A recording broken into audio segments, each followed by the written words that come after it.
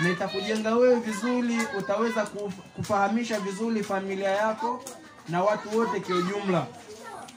Awalan abda biqawli Allah subhanahu wa ta'ala kama qala fi surati at-Tauba, falawla nafara min kulli firqatin minhum ta'ifatun liyatafaqahu fi ad-din waliyundhiru qawmahum idha raja'u ilayhim la'allahum yahdharun.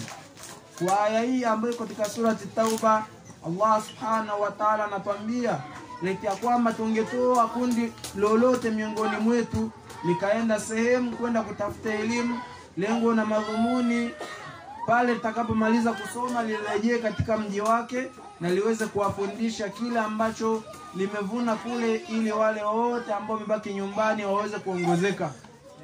Ndugu zangu ni Waislamu, awalan min al-fadli al-ulum shar'iyyah fihi at-ta'arruf at-tariq ila al-fawz.